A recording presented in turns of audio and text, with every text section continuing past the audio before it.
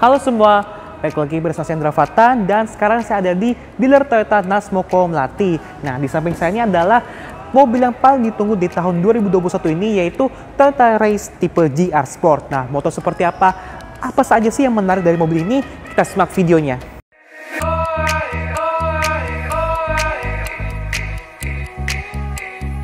Sebenarnya Toyota Race ini bukanlah sebuah mobil yang baru-baru banget.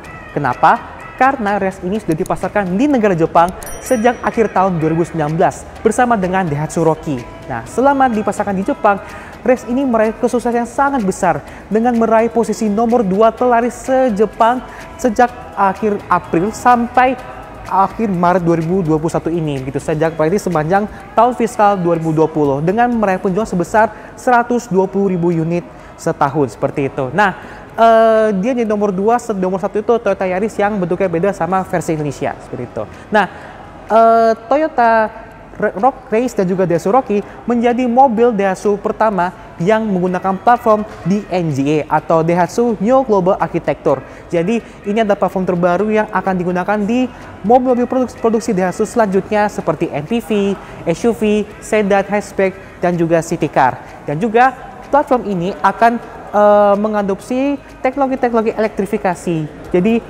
nggak bisa aja nanti Toyota Race ini juga menggunakan teknologi hybrid.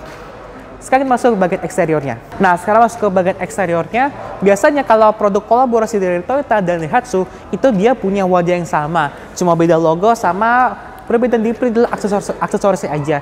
Tapi khusus di Rocky dan Race dan juga LCGC, dia punya mukanya itu beda total. Dia masing-masing menggunakan bahasa desainnya dari jati diri dari Toyota dan Daihatsu. Seperti contohnya di Race GR Sport ini, dia menggunakan bahasa desain Toyota yang global yaitu King Look dengan grill Toyota yang tipis seperti ini dengan black glossy dan juga airdrum yang sangat besar seperti ini yang kesan kayak marah begitu. Dan karena ini adalah tipe GR Sport, ini karena Race merupakan mobil Toyota Indonesia yang pertama kalinya menggunakan tipe GR Sport ini, jadi dia ketambahan body kit dengan unsur-unsur hitam seperti ini yang memberikan kesan yang sporty seperti itu. Terus juga ini yang bagian satu-satu yang sama di bagian lampu, bagian sini adalah lampunya. Nah, Rocky dan Race sama-sama menggunakan lampu utama itu LED multi reflektor. Cuman yang berbeda adalah khusus di tipe GR Sport itu lampu sen itu sudah mode sekuensial atau kayak orang bilang kayak mode running begitu. Nah, sedangkan tuh tipe-tipe di bawah GR Sport dan juga Rocky itu lampu sennya masih halogen. Terus juga di bawah sini dia sudah dilengkapi dengan fog lamp, dan kalau misalkan kalian lihat ini ada kayak bagian garis-garis sini di atas fog lamp, ini adalah daytime running lamp atau DRL gitu.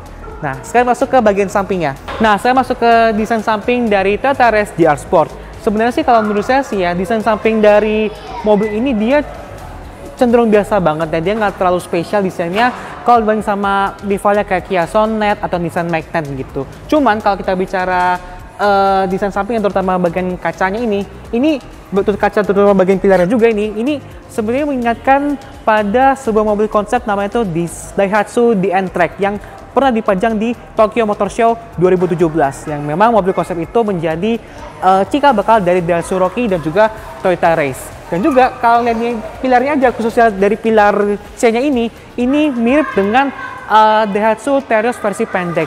Nah, kalau dulu tuh kalau Terios yang kita kenal sekarang itu yang banyak di dalam itu adalah versi panjangnya, sedangkan yang ini adalah versi pendeknya begitu.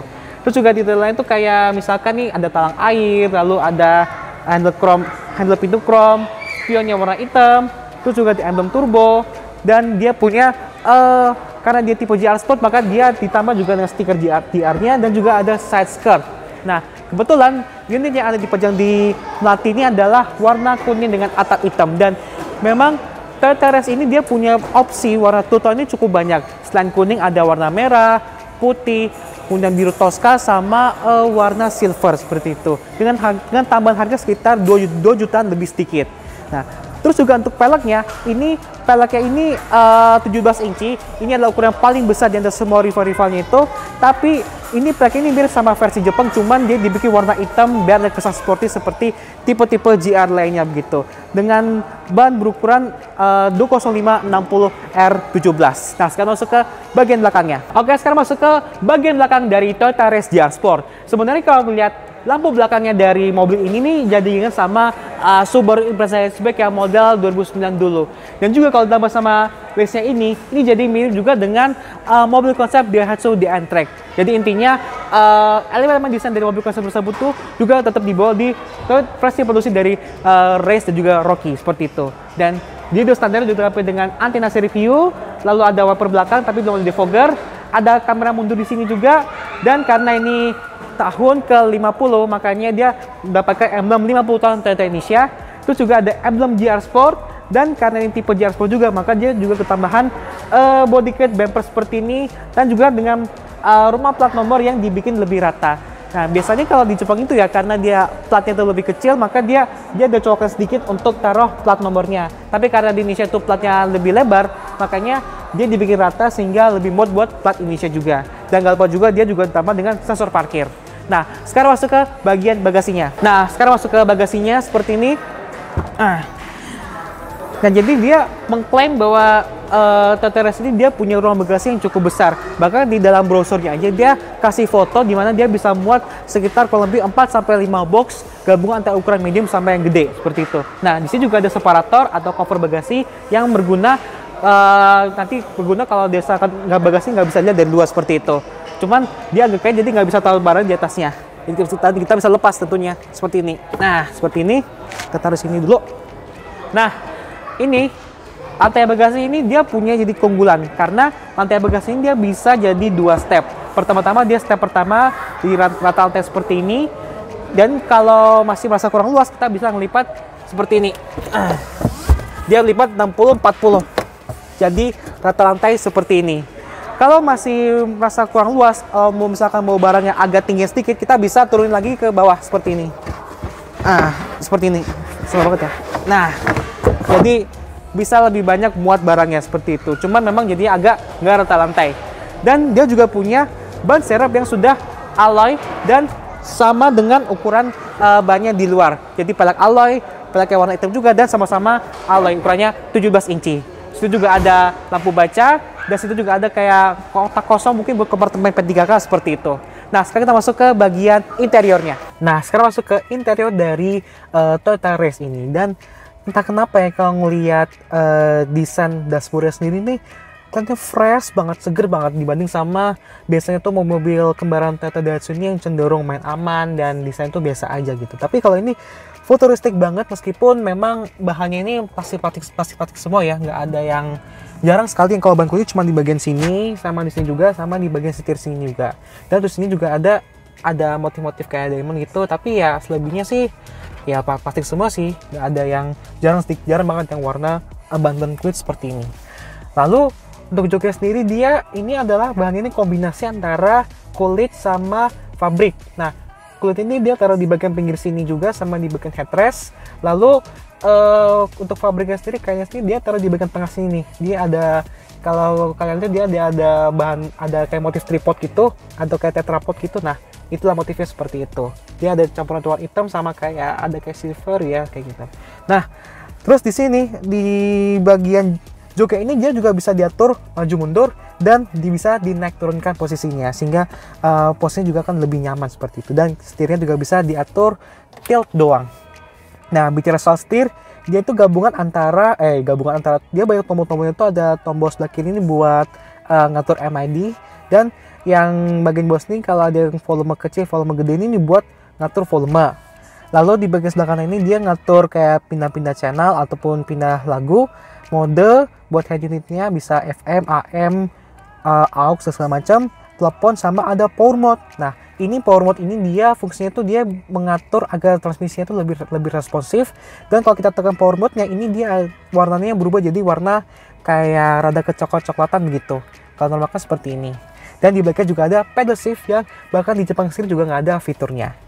Terus di tempat sini adalah fitur yang paling diunggulkan dari Toyota Race ini adalah MID Full TFT ukuran 7 inci dikombinasikan juga dengan speedometer digital. Jadi ini sangat kesan futuristik, dan fitur ini tersedia di semua tipe mulai dari tipe 1200G sampai tipe GR Sport.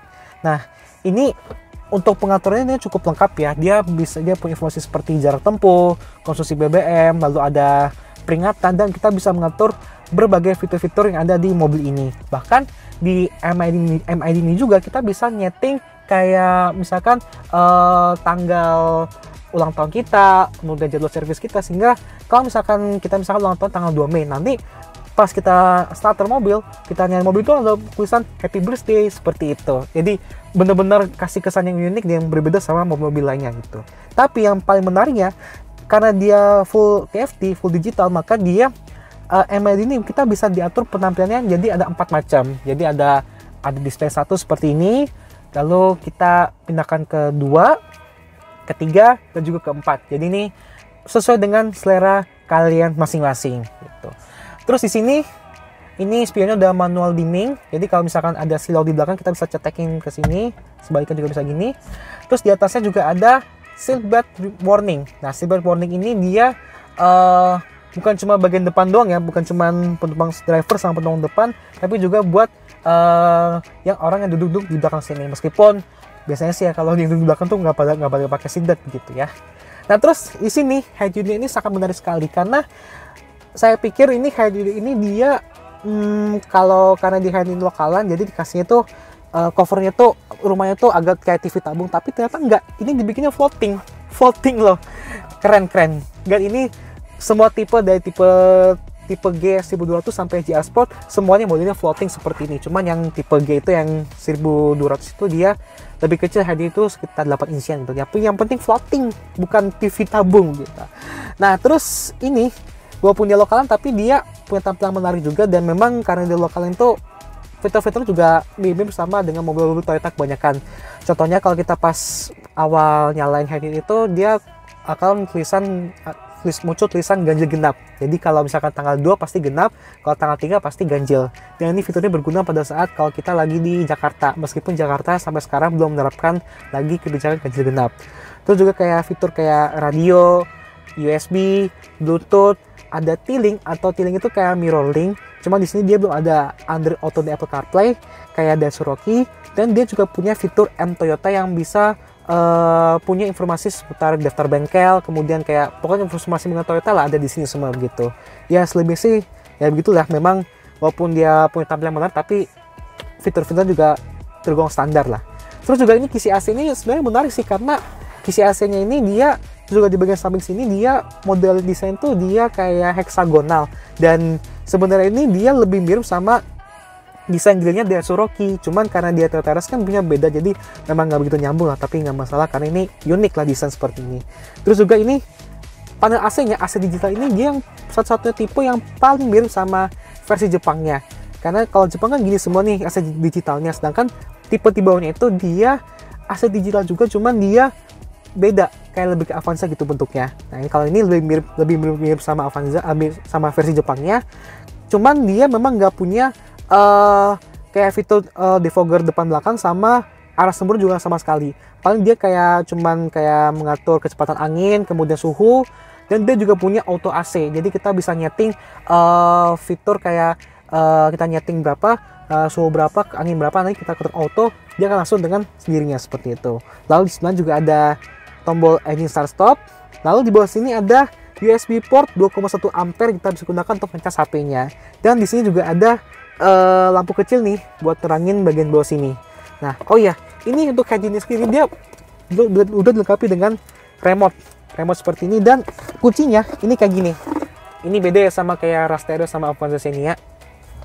Terus ini transmisi sudah menggunakan CVT, dan untuk tipe GR Sport ini dia cuma punya satu opsi transmisi, yaitu transmisi CVT aja. Sedangkan tipe-tipe di bawahnya dia juga punya pilihan transmisi manual 5 speed yang menjadi satu-satunya di dunia yang punya transmisi manual seperti ini ya.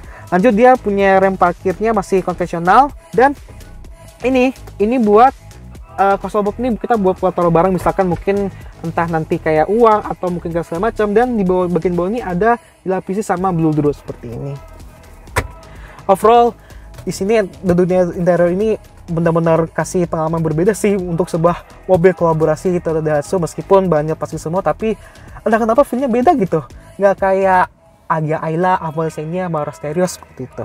Oh iya, tadi kalau bicara soal fitur safety-nya, karena kebetulan yang ada di unit ini adalah tipe GR Sport yang non-TSS. Jadi apa sih bedanya sama non-TSS sama TSS? Jadi yang non-TSS ini dia fiturnya standar. Dia punya 2 airbag, ABS, EBD, punya traction control, stability control, dan hill start assist. Ya, jadi memang fitur-fitur standar yang udah ada dari tipe 1200K yang paling murah sampai tipe GR Sport. Nah, cuman kalau misalnya kalian butuh fitur yang butuh safety yang plus, kalian bisa pilih GR Sport yang TSS atau Toyota Safety Sense. Nah, jadi bisa dikatakan juga sebagai GR Sport tapi dengan safety pack, karena dia juga punya 6 buah airbag, lebih banyak banding sama airbag yang standar. Kalau 6 airbag itu berarti ada 2 di depan, 2 di jok, sama 2 di bagian tirai samping sini. Terus juga karena sesuai dengan namanya juga, dia juga dilengkapi dengan Toyota Safety Sense yang terdiri dari macam-macam kayak pre-collision system.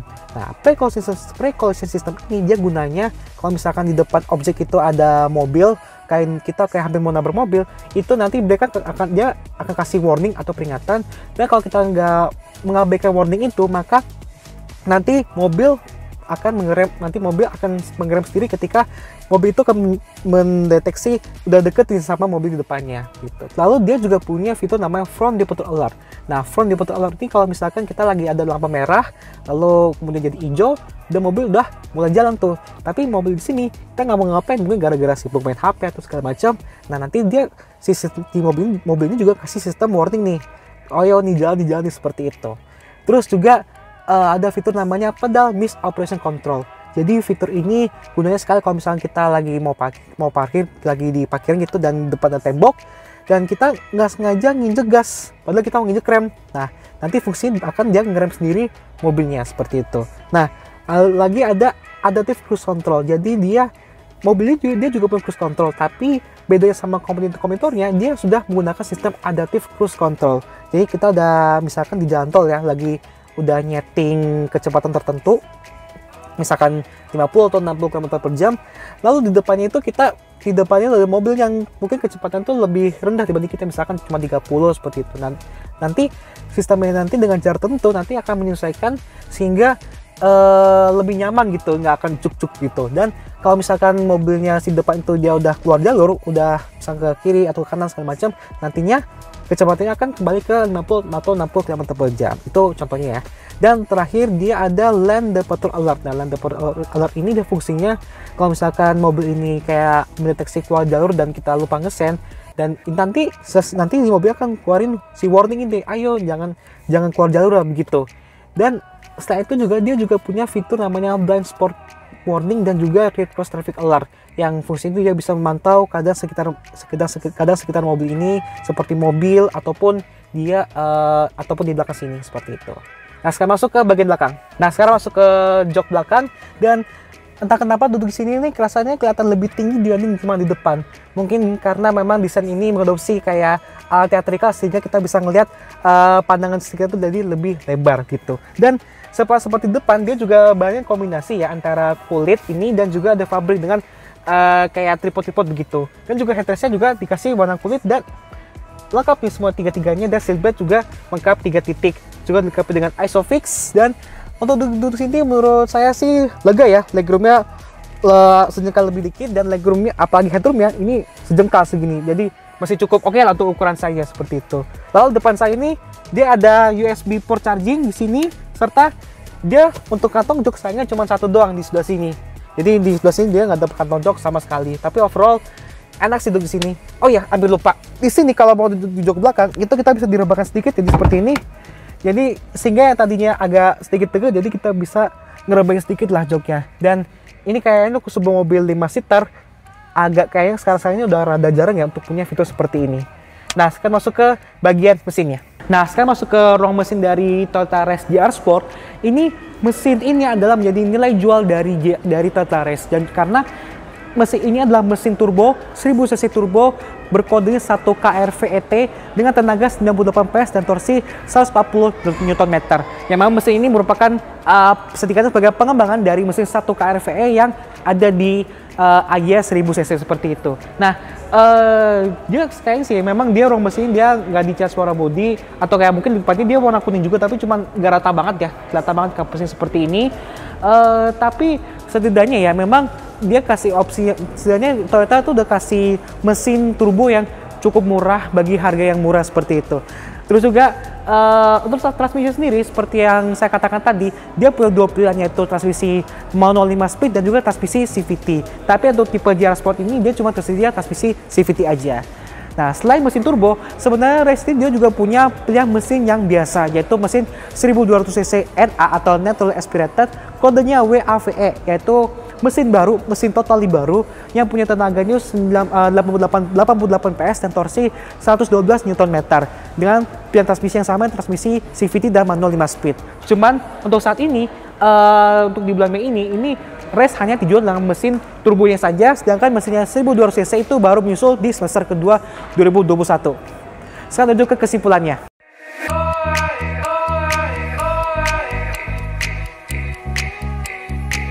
Jadi kesimpulan mengenai mobil ini, menurut saya sih ya, Toyota Race ini bukanlah sebuah produk mobil kembali dari Toyota Daihatsu yang biasanya. Kenapa? Karena semua unsur di mobil ini totally 100% baru. Contohnya mesin, platformnya juga baru di NGA, dan juga fitur-fiturnya ini benar-benar melebihi ekspektasi untuk harga yang di bawah 300 jutaan ini. Contohnya kayak head unit floating, kemudian paling instrumen digital, serta dia juga punya opsi fitur Toyota Safety Sense yang biasanya si Toyota di Indonesia itu cuma ada di harga 500 jutaan ke atas, dan sekarang fiturnya hampir ada di mobil race yang harganya nggak sampai 300 juta seperti ini. Jadi dapat mewahnya ada, futuristiknya dapat, dan menurut saya sih ya mobil ini juga bakal jadi calon-calon mobil race di Indonesia.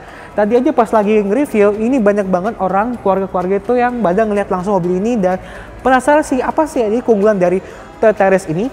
Nah, kalau ditanya soal mungkin konsumennya seperti apa ya, mengenai cocokan apa sih, kalian mau cocoknya pakai mobil kayak apa, ini cocoknya mungkin buat anak muda atau mungkin keluarga muda atau keluarga yang mungkin nggak punya anak banyak, mungkin anaknya cuma 2 itu yang butuh SUV tapi ukurannya kecil dan bisa diajak style-style di perkotaan seperti itu. Jadi ini emang cocok sekali untuk daerah perkotaan yang benar-benar super sibuk, super dinamis lah, dan mobil seperti ini cocok lah buat kalian. Terima kasih buat kalian yang nonton video review mengenai Toyota Race GR Sport. Dan terima kasih juga buat Mas Ian dari Nasmocom nanti yang sudah memberikan kesempatan saya untuk mereview mobil kuning ngejreng seperti ini. Jangan lupa juga untuk klik like, share, dan juga subscribe channel Indra Fatan. Dan jangan lupa juga untuk follow Instagram saya @indra_fatan untuk melihat informasi terbaru seputar dunia otomotif. Saya bertemu lagi di video lain selanjutnya. Bye-bye!